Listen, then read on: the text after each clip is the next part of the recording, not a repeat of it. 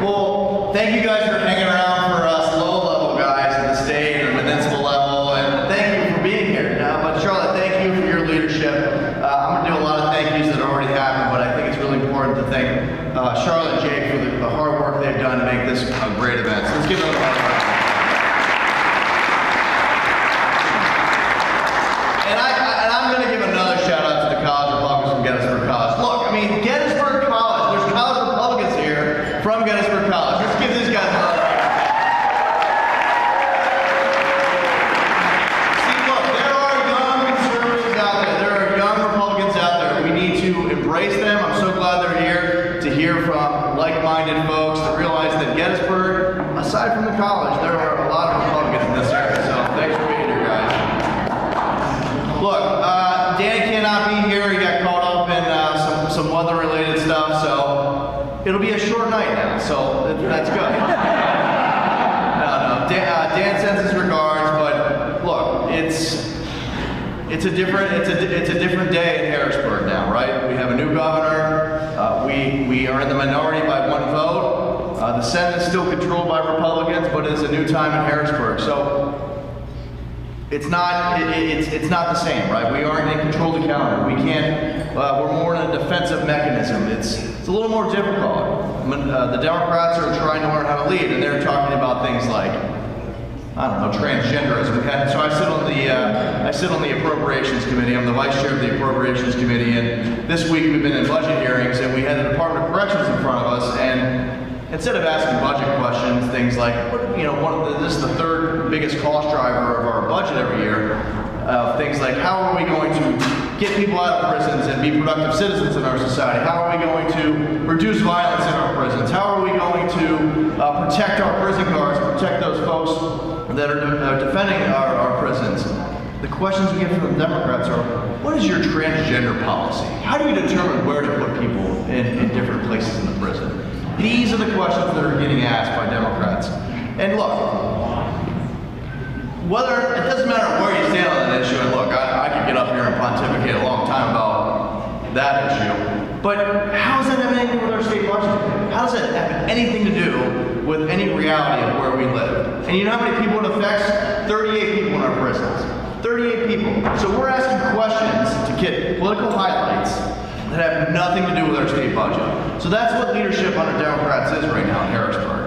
So it's a great way for us to show when they're in charge, these are the types of things we're having. We had a hearing 2 weeks ago in the Judiciary Committee, which I sit on, that focused everything about why Republicans are so bad in their gun rights. It was a 3-hour hearing about how terrible Republicans are because they care about our Second Amendment. Did we get to offer our opinion? Absolutely not. So this is where we are when Democrats are in control. So we have an opportunity because one of the members of the Southeast was resigned in disgrace because of being a habitual sexual harasser, habitual sexual assault. So we have an opportunity in the Southeast to win a seat.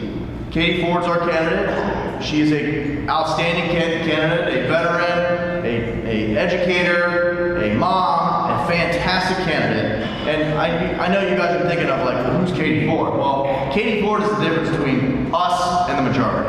And that's why you see at your table there's a flyer that talks about her. Is our opportunity to take back the House, to be in control so that we are negotiating directly with the governor. So if you guys can support her, and look, and that goes for our county party, that goes for anybody.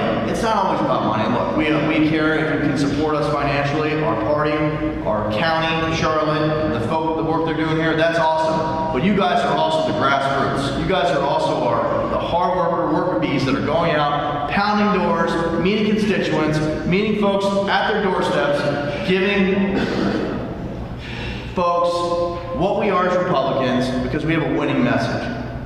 The first 3 executive orders the governor signed into law were 3 policies that Republicans have been pushing for the last 12 years. Democrats want to be Republicans too. It's just they don't want to say it. Republican issues are a winning issue.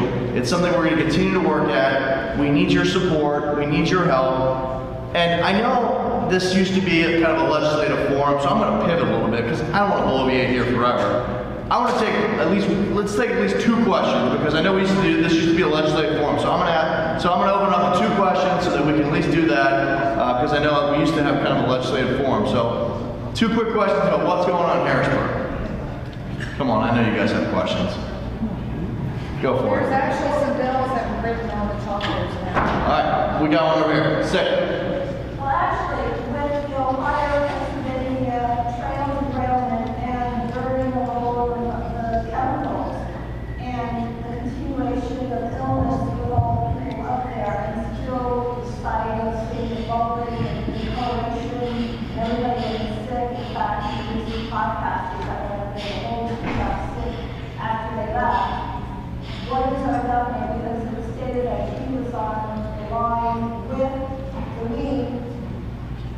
Is there any ability to further investigation or how can we help people up in the Pennsylvania area and the Ohio area? Certainly, and you guys know that Senator Mastriano has been someone that's been holding them accountable. He had a hearing out there in which he met, went out to not quite East Palestine because it's in Ohio, but out in that region to hold a hearing to hold those folks accountable. They had the CEO come in and talk with them. It's my understanding that Senator Mastriano and the governor have been putting a lot of pressure on Norfolk Southern, and I think those things have continued. I think the federal government has filed suit against them as well to make sure that things are clean. One of my good friends out west is Josh Kale. He represents that region, and he tells me that people are pretty optimistic out there. The spirits are good. They feel good about what's going on, but it's something we got to continue to monitor. So thanks for the question. Charlie, you said there's some business. Is there something like a list of bills that you want me to hit? Actually, they're written on everybody's table. The centerpieces on everyone's table, there are 2 bills out of...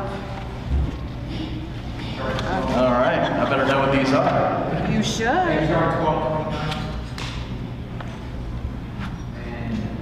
HR sounds like a Congress. That's down in DC.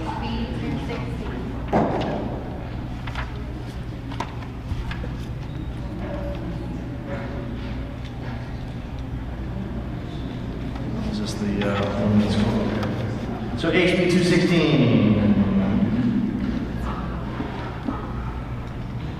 So I think this is this the women in sports bill? I think. Yes. Okay. So we passed this bill at the House Union. So something that we know that resonates across the Commonwealth is protecting women's sports, right? Right. And this is even something. And this is something that not only Republicans care about, a lot of Democrats care about too, because they don't want their boys or their girls playing in boys sports. They don't want their women athlete of the year to be a male. They want to be in a competitive advantage with people of their like sex. It doesn't mean we need to discriminate against those folks. It's simple. If you are a boy, you play on a boys team. If you are a girl, you play on a girls team. We have Title IX for a reason, right? It's so that women have their opportunity to play. So this bill, which has been introduced by a few former college athletes in our house, and they've been champions of it, passed the House, and I think it actually passed the Senate. And guess who vetoed it? Governor Wolf. So we're going to work on that again this session, put that issue on the front of everyone's headlines, because I can tell you right now, I've heard from folks that don't agree with me on a lot of issues that call me to support that issue. So that's something we're going to continue to work on. So Charlotte, thanks for highlighting that bill. So I think that I don't want to take everybody's time. Again, get out and vote in the primary, and absolutely get out and vote in November. It's so important because we know how important our votes are. We know how important elections are. So we got to play the game. We got to win the race. And thank you guys for letting me speak.